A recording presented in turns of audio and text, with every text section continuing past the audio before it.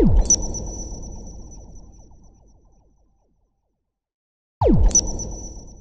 everyone, today we're looking at the Fujimi Mini Cooper.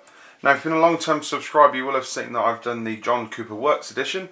However, this one is the ordinary Mini Cooper one.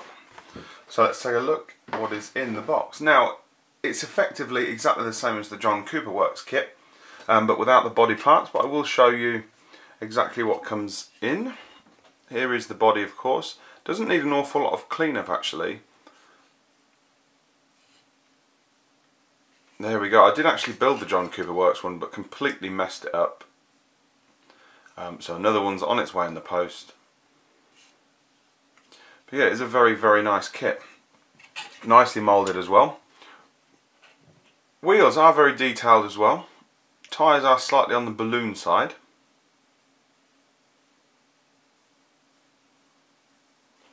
I'll show you what they look like under the car as well.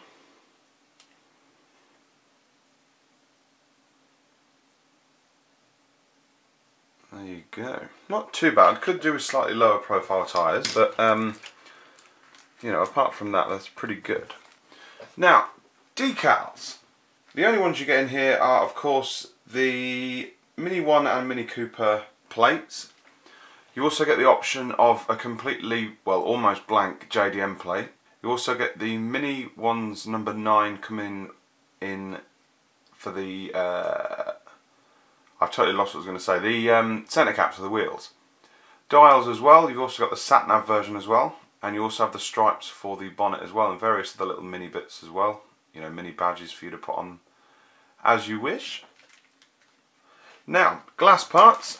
As always, guys, I keep these in the packet just to keep them nice and sexy, you know. Alright, let's see. This one actually is open, but I will just quickly whip it open and show you. There's your headlights. You've got all the rear lights and side repeaters as well. There's your front screen, I believe. Side windows as well. All one piece. Now, I've heard a few people have fitment problems, but they're not too bad. And then you've got your third brake light there and a couple of other little bits and pieces as well. Now, on to a couple of chassis pieces. There's your brakes, and these are the spacers for the suspension, which you can use to lower it. You've got like the rear subframe there as well, the little steering arm as well. It's actually really hard to show you again in white, but there we go.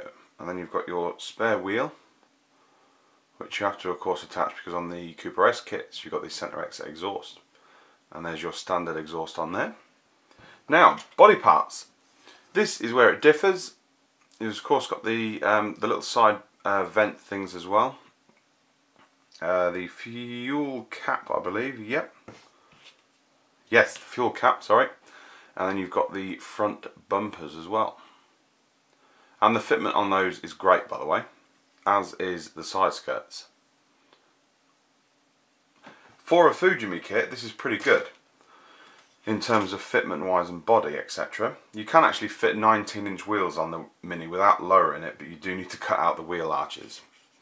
Now, here is your interior. Almost completely unmoulded in, but you have got a few parts in there. And you've got your seats as well.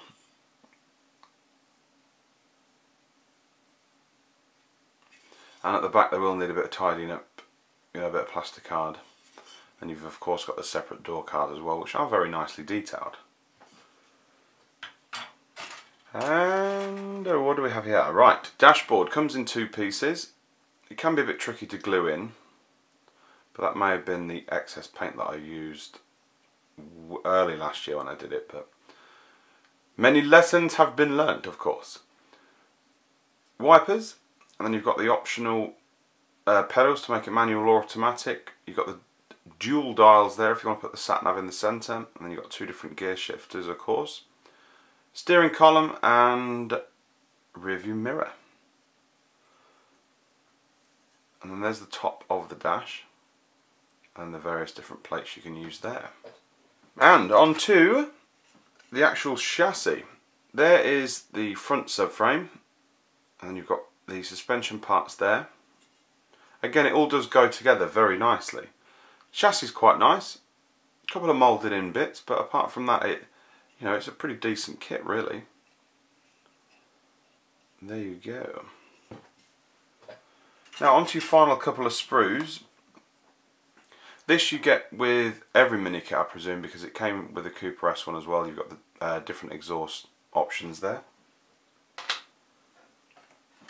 And second to last sprue, you've of course got the roof. Some came with the sunroof option, some of the kits, but this one is of course the normal roof. And then you've got the side mirrors as well. The body actually does come with holes for you to mount the mirrors, which makes life 10 times easier. Now, chrome parts.